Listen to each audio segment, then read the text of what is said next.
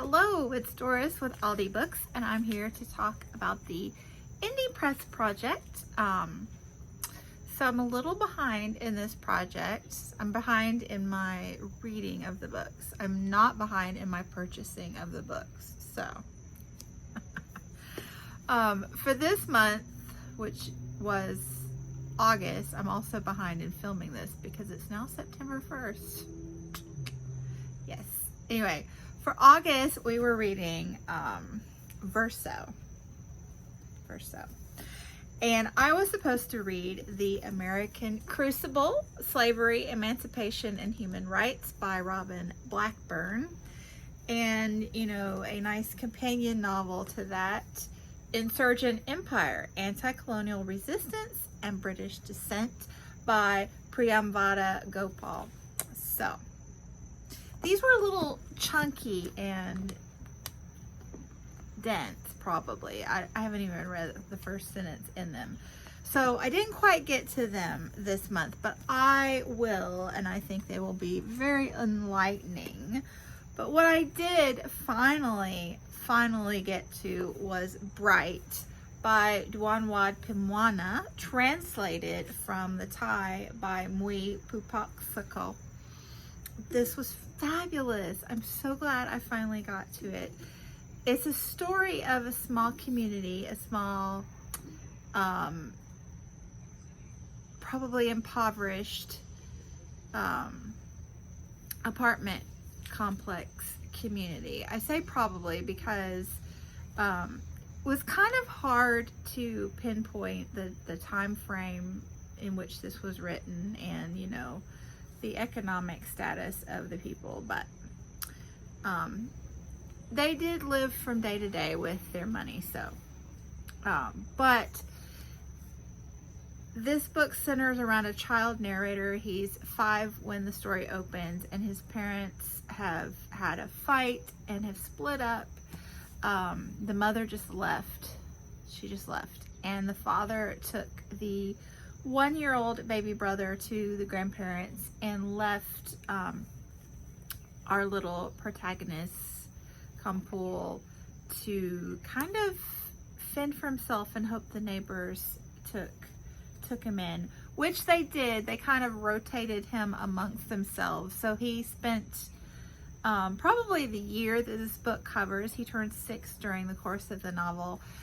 He spent it just spending the night at different neighbors' house from night to night, and it was just very charmingly told in a series of vignettes, so you get a nice feel for Thailand and this little urban community.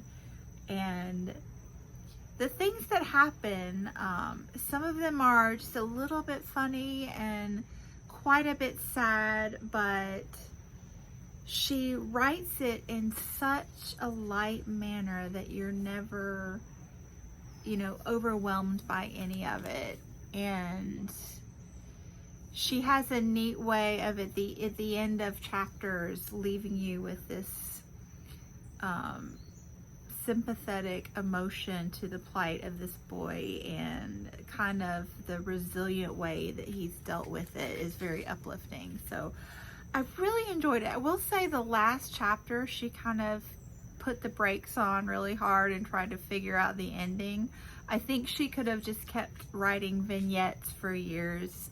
It was just really lovely, but the ending I wasn't quite sure about, but thoroughly enjoyed this. It's a great book for Women in Translation Month if you're ever looking for one.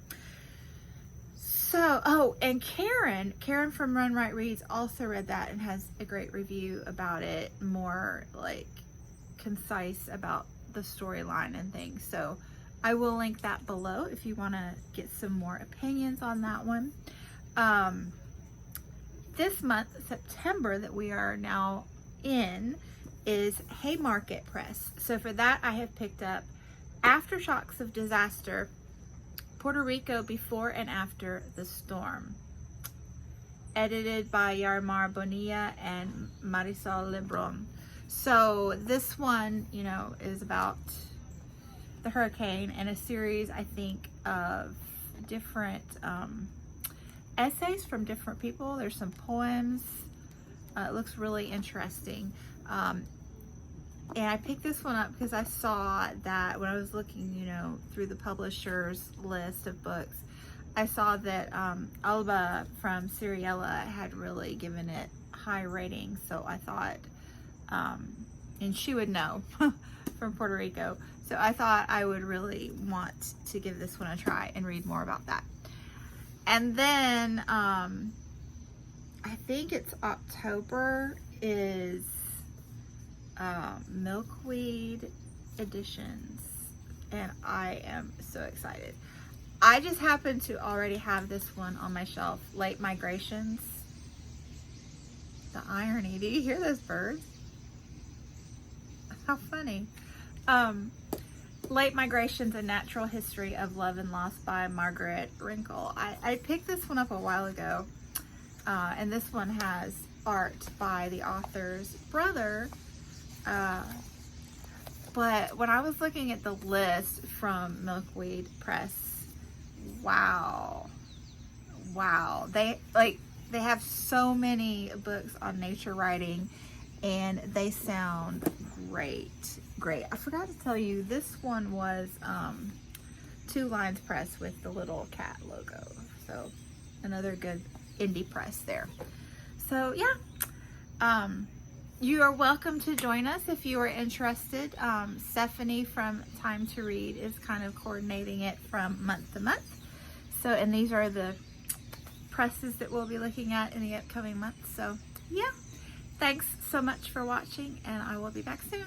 Bye.